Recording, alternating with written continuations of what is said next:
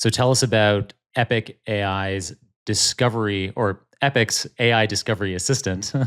Tell us about how that's different and how it accelerates again this the claim that you qualified appropriately, but that we get this like 80%. It automates 80% of discovery and completes reviews up to 90% faster than uh, yeah than Yeah. kind of linear review other approaches.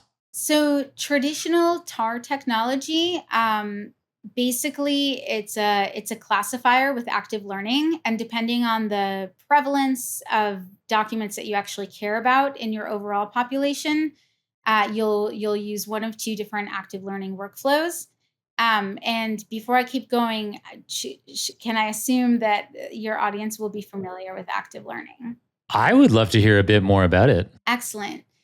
So active learning is just a way to select data in a more efficient way for training your classifier. And there are generally two popular approaches to it in e-discovery. So if you have really low prevalence, you're probably better off using relevance feedback. So you're going to have human annotators label the documents that are already most likely to be considered relevant by the model. So you're going to use that, and then you're going to iteratively retrain the model several times in order to improve performance. And that's in a low prevalence situation.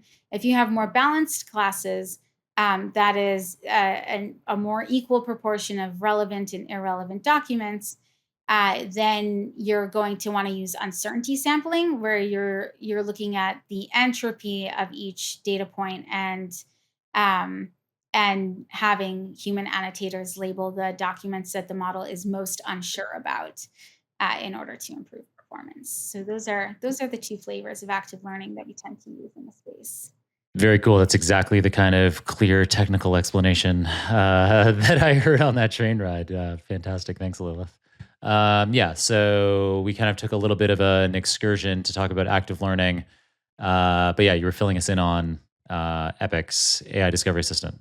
Yeah, and I am very excited to talk about Epic's tools. But again, with traditional TAR, it's basically traditional long text classification, anything from a random forest algorithm to an SVM to logistic regression is pretty popular.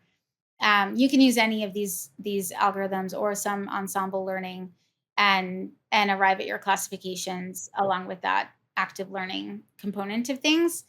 What's very cool about Epic AI Discovery Assistant is that it uses more traditional methods for long text classification, but it also leverages LLMs, both your human language instructions and your labeled examples are going to go into training the best classifier possible. So it takes input from both example data and from natural language instruction.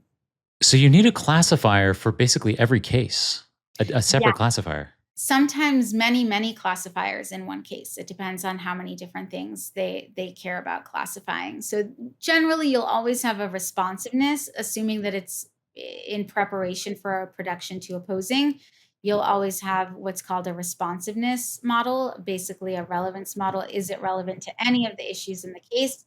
But then you might also have classifiers for things like privilege, whether the document is protected by attorney-client privilege and therefore it's not mandatory to disclose it, and then confidentiality potentially, and then all sorts of issues that the attorneys working on the case might care about. So does this mean that big law firms typically have data scientists on hand, or do they rely completely on tools like Epic AI Discovery Assistant to allow these classifiers to be trained in a fully automated way without some kind of technical expertise like a data scientist being involved? Yeah, they mostly rely on these tools. So very few law firms have, maybe that's changing, but I would say very few law firms have data scientists who are involved in the discovery component of the practice. So Yeah, so they do rely on these tools. With that said, it you do need to have some expertise, some domain expertise, and some familiarity with basic evaluation metrics in order to make sure that you're using the tool in a defensible manner. And we are trying to build in as much of that as possible, build in the expertise, build in all the metrics and intuitive explanations of them. But I would say at this point, it's still ideal to have that domain expertise and a little bit of familiarity with evaluation metrics.